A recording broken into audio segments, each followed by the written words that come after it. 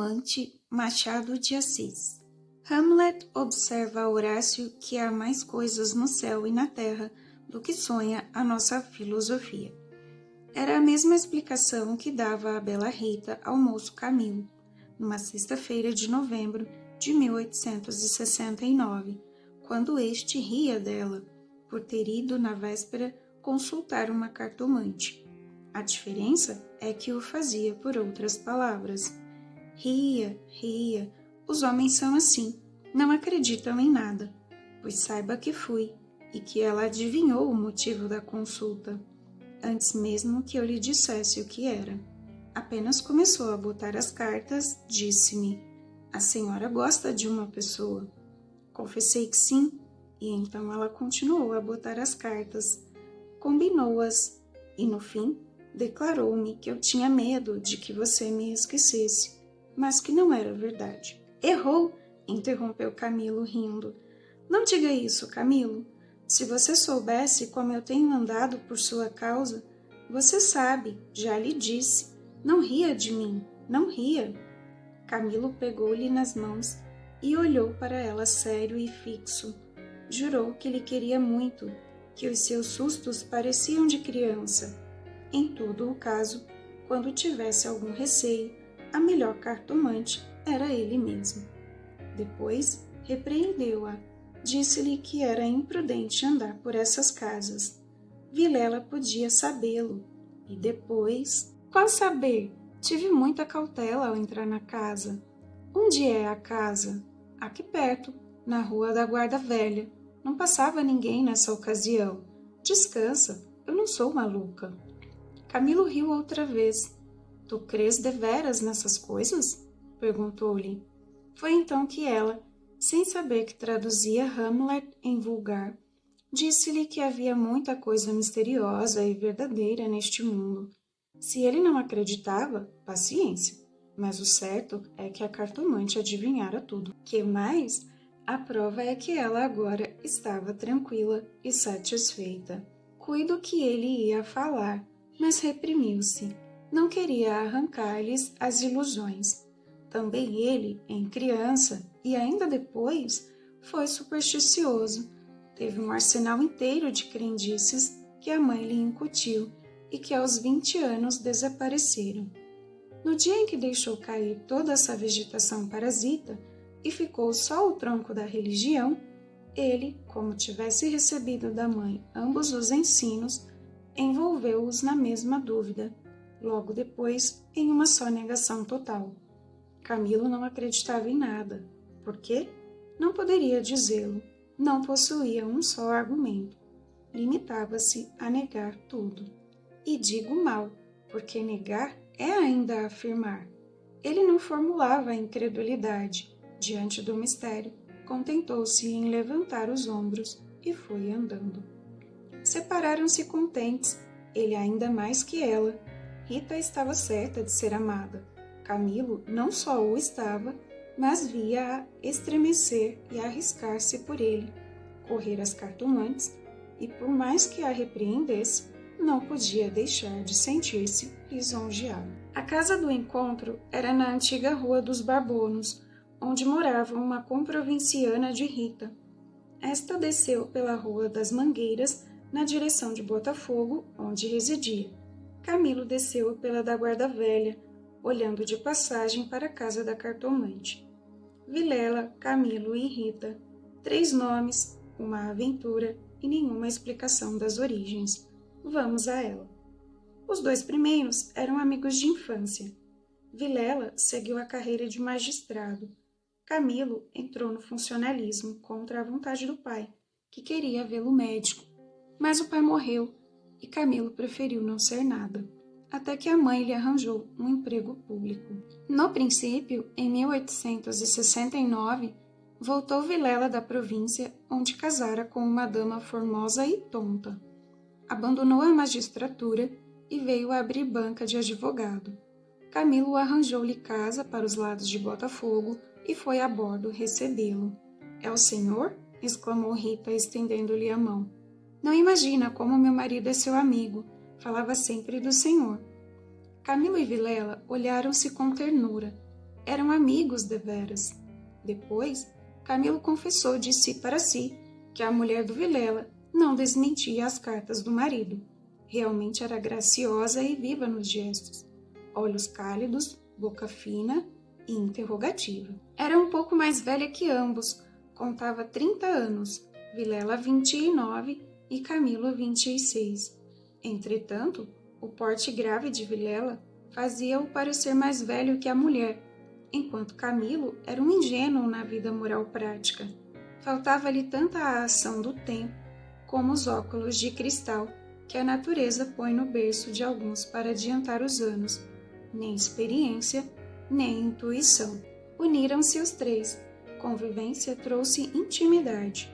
Pouco depois morreu a mãe de Camilo, e nesse desastre, que o foi, os dois mostraram-se grandes amigos dele. Vilela cuidou do enterro, dos sufrágios e do inventário.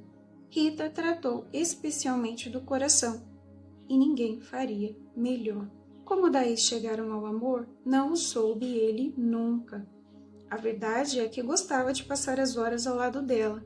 Era a sua enfermeira moral, quase uma irmã, mas principalmente uma mulher e bonita. Odor de femina, eis o que ele aspirava nela e em volta dela, para incorporá-lo em si próprio.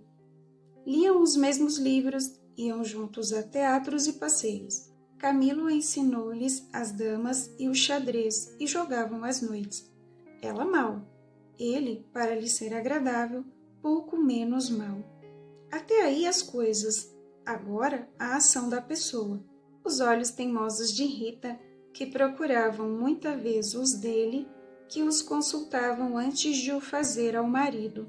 As mãos frias, as atitudes insólitas. Um dia, fazendo ele anos, recebeu de Vilela uma rica bengala de presente. De Rita, apenas um cartão com um vulgar cumprimento a lápis. E foi então que ele pôde ler no próprio coração. Não conseguia arrancar os olhos do bilhetinho.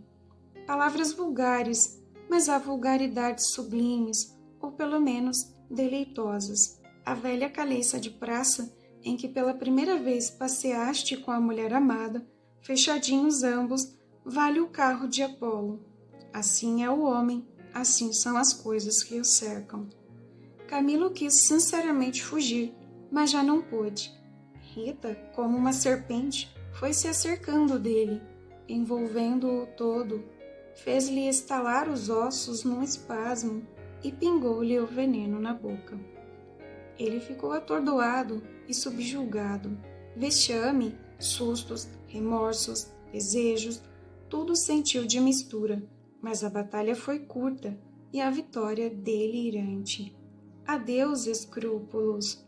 Não tardou que o sapato se acomodasse ao pé, e aí foram ambos, estrada fora, braços dados, pisando folgadamente por cima de ervas e pedregulhos, sem padecer nada mais que algumas saudades, quando estavam ausentes um do outro. A confiança e estima de Vilela continuavam a ser as mesmas. Um dia, porém, recebeu Camilo uma carta anônima que lhe chamava imoral e pérfido e dizia que a aventura era sabida de todos. Camilo teve medo e, para desviar as suspeitas, começou a rarear as visitas à casa de Vilela. Este notou-lhe as ausências. Camilo respondeu que o motivo era uma paixão frívola de rapaz. Candura gerou astúcia. As ausências prolongaram-se e as visitas cessaram inteiramente. Pode ser que entrasse também nisso um pouco de amor próprio, uma intenção de diminuir os obséquios do marido para tornar menos dura a aleivosia do ato. Foi por esse tempo que Rita, desconfiada e medrosa, correu à cartomante para consultá-la sobre a verdadeira causa do procedimento de Camilo. Vimos que a cartomante restituiu-lhe a confiança, que o rapaz repreendeu-a por ter feito o que fez. Correram ainda algumas semanas. Camilo recebeu mais 2 ou 3 cartas anônimas, tão apaixonadas que não podia ser advertência da virtude, mas despeito de algum pretendente. Tal foi a opinião de Rita, que por outras palavras mal compostas formulou este pensamento. A virtude é preguiçosa e avara, não gasta tempo nem papel, só o interesse é ativo e pródigo.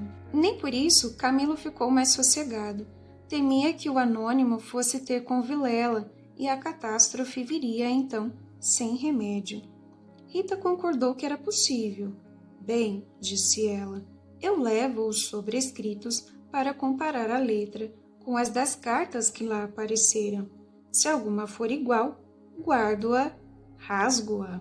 Nenhuma apareceu, mas daí a algum tempo Vilela começou a mostrar-se sombrio, falando pouco, como desconfiado. Rita deu-se pressa em dizê-lo ao outro, e sobre isso deliberaram. A opinião dela é que o Camilo devia tornar a casa deles, tatear o marido, e pode ser até que lhe ouvisse a confidência de algum negócio particular. Camilo divergia.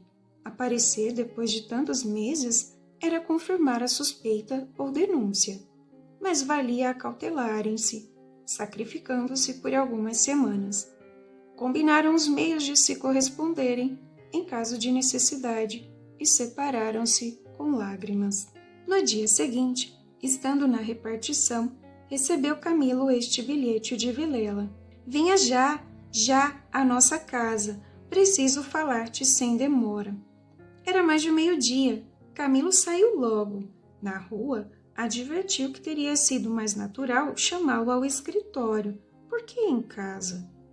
Tudo indicava matéria especial, e a letra, fosse realidade ou ilusão, afigurou-se-lhe trêmula.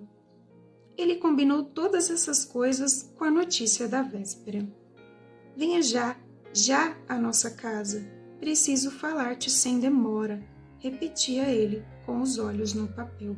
Imaginariamente, viu a ponta da orelha de um drama. Rita subjugada e lacrimosa. Vilela indignado, pegando da pena e escrevendo o bilhete, certo de que ele a acudiria, e esperando-o para matá-lo. Camilo estremeceu, tinha medo, depois sorriu amarelo, e em todo caso repugnava-lhe a ideia de recuar, e foi andando. De caminho, lembrou-se de ir à casa. Podia achar algum recado de Rita que lhe explicasse tudo. Não achou nada, nem ninguém. Voltou à rua e a ideia de estarem descobertos parecia-lhe cada vez mais verossímil. Era natural uma denúncia anônima, até da própria pessoa que o ameaçara antes. Podia ser que Vilela conhecesse agora tudo. A mesma suspensão das suas visitas, sem motivo aparente, apenas com um pretexto fútil, viria confirmar o resto. Camilo ia andando inquieto e nervoso. Não relia o bilhete, mas as palavras estavam decoradas, diante dos olhos, fixas. Ou então, o que era ainda pior, eram-lhe murmuradas ao ouvido com a própria voz de Vilela. Venha já à nossa casa. Preciso falar-te sem demora. Ditas assim, pela voz do outro, tinham um tom de mistério e ameaça. Venha já, para quê? Era perto de 1h da tarde. A comoção crescia de minuto a minuto. Tanto imaginou o que iria passar, que chegou a crê-lo e vê-lo. Positivamente, tinha medo. Entrou a cogitar em ir armado, considerando que, se nada houvesse, nada perdia, e a precaução era útil. Logo depois, rejeitava a ideia, vexado de si mesmo, e seguia, picando o passo, na direção do Largo da Carioca, para entrar num tílburi. Chegou, entrou e mandou seguir a trote largo. Quanto antes, melhor, pensou ele. Não posso estar assim. Mas o mesmo trote do cavalo veio agravar-lhe a comoção. O tempo voava e ele não tardaria a empestar com o perigo. Quase no fim da rua da Guarda Velha, o tílburi teve de parar. A rua estava atravancada com uma carroça, que caíra. Camilo em si mesmo estimou o obstáculo e esperou.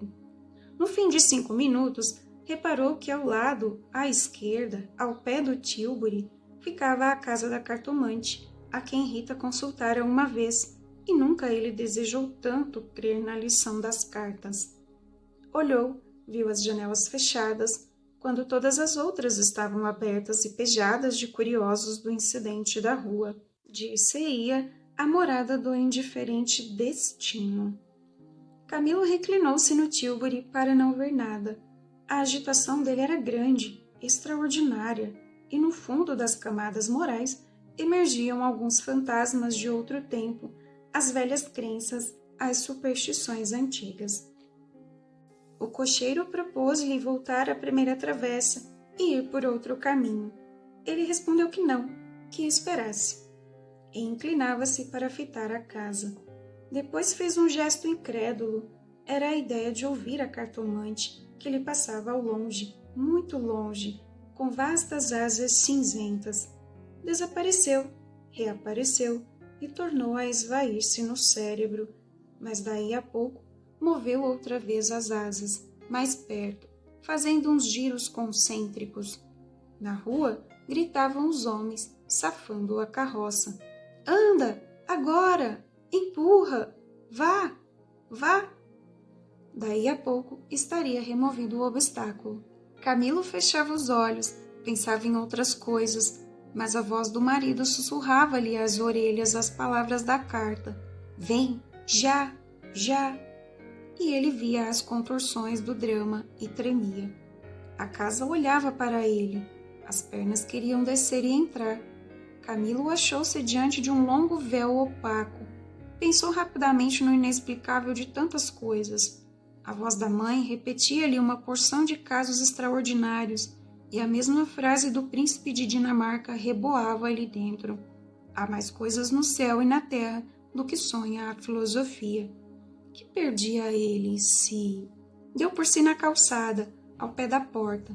Disse ao cocheiro que esperasse, e rápido enfiou pelo corredor e subiu a escada. A luz era pouca, os degraus comidos dos pés, o corrimão pegajoso, mas ele não viu nem sentiu nada. Trepou e bateu. Não aparecendo ninguém, teve ideia de descer, mas era tarde. A curiosidade fustigava-lhe o sangue. As fontes latejavam-lhe. Ele tornou a bater 1, 2, 3 pancadas. Veio uma mulher. Era a cartomante. Camilo disse que ia consultá-la e fê-lo entrar.